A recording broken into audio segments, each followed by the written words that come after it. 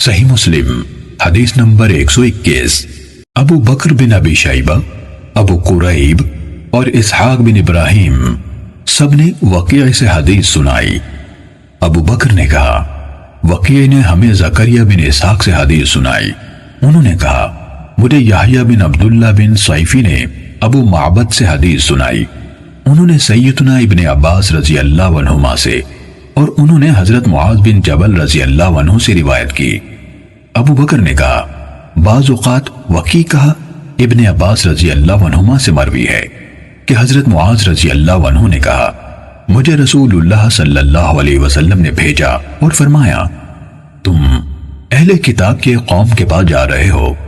انہیں اس کی گواہی دینے کی دعوت دو کہ اللہ کے سوا کوئی معبود نہیں اور میں اللہ کا رسول ہوں۔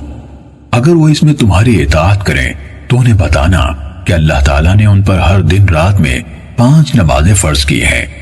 اگر وہ اسے مان لے تو انہیں بتانا کہ اللہ تعالیٰ نے ان پر صدقہ یعنی زکوٰۃ فرض کیا ہے جو ان کے مالدار لوگوں سے لیا جائے گا اور ان کے محتاجوں کو واپس کیا جائے گا۔ پھر اگر وہ اس بات کو قبول کر لیں تو ان کے بہترین مالوں سے احتراز کرنا یعنی زکوٰۃ میں سب سے اچھا مال وصول نہ کرنا اور مظلوم کی بد دعا سے بچنا، کیونکہ اس بد دعا کے اور اللہ کے درمیان کوئی حجاب نہیں۔ صحیح مسلم حدیث نمبر 122۔ بشر بن سری اور ابو عاصم نے زکریا بن اسحاق سے خبر دی کہ یحییٰ بن عبداللہ بن صیفی نے ابو معبد سے اور انہوں نے حضرت ابن عباس رضی اللہ عنہما سے روایت کی کہ نبی صلی اللہ علیہ وسلم نے جناب معاذ رضی اللہ عنہ کو یمن کی طرف بھیجا تو فرمایا تم کچھ لوگوں کے پاس پہنچو گے۔ آگے وقیع کی حدیث کی طرح ہے۔ صحیح مسلم حدیث نمبر 123۔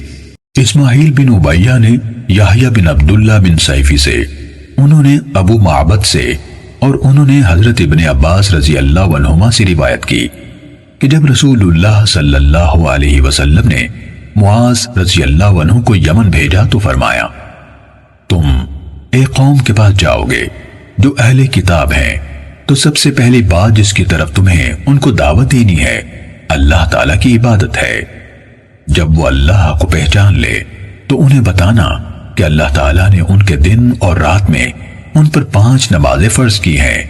جب وہ اس پر عمل پیرا ہو جائیں تو انہیں بتانا کہ اللہ تعالیٰ نے ان پر زکوٰۃ فرض کی ہے جو ان کے مالداروں کے اموال سے لے کر ان کے فقراء کو دی جائے گی۔ جب وہ اس کو مان لے تو ان سے زکوٰۃ لینا اور ان کی زیادہ قیمتی اموال سے احتراز کرنا۔ صحیح مسلم حدیث نمبر 124۔ جناب عبید اللہ بن عبداللہ بن عتبہ بن مسعود نے حضرت ابو ہریرہ رضی اللہ عنہ سے روایت کی کہ جب رسول اللہ صلی اللہ علیہ وسلم نے وفات پائی اور آپ کے بعد حضرت ابو بکر رضی اللہ عنہ خلیفہ بنائے گئے تو عربوں میں سے کافر ہونے والے کافر ہو گئے، اور ابو بکر رضی اللہ عنہ نے مانعین زکوٰۃ سے جنگ کا ارادہ کیا تو حضرت عمر بن خطاب رضی اللہ عنہ نے حضرت ابو بکر رضی اللہ عنہ سے کہا آپ ان لوگوں سے کیسے جنگ کریں گے جبکہ رسول اللہ صلی اللہ علیہ وسلم فرما چکے ہیں مجھے حکم دیا گیا ہے کہ میں لوگوں سے لڑائی کروں یہاں تک کہ وہ لا الہ الا اللہ کا اقرار کر لیں، بس جو کوئی لا الہ الا اللہ کا قائل ہو گیا اس نے میری طرف سے اپنی جان اور اپنا مال محفوظ کر لیا، الا یہ کہ اس لا الہ الا اللہ کا حق ہو اور اس کا حساب اللہ تعالیٰ پر ہے۔ اس پر ابو بکر رضی اللہ عنہ نے جواب دیا اللہ کی قسم میں ان لوگوں سے جنگ کروں گا جو نماز اور زکوٰۃ میں فرق کریں گے، کیونکہ زکوٰۃ کے مال میں اللہ کا حق ہے۔ اللہ کی قسم اگر یہ لوگ اونٹ کا پاؤں باندھنے کی رسی بھی روکیں گے جو وہ رسول اللہ صلی اللہ علیہ وسلم کو دیا کرتے تھے تو میں اس کے روکنے پر بھی ان سے جنگ کروں گا۔ اس پر حضرت عمر رضی اللہ عنہ نے کہا تھا اللہ کی قسم اصل بات اس کے سوا اور کچھ نہیں کہ میں نے دیکھا اللہ تعالیٰ نے حضرت ابو بکر رضی اللہ عنہ کا سینہ جنگ کے لیے کھول دیا تو میں جان گیا کہ حق یہی ہے۔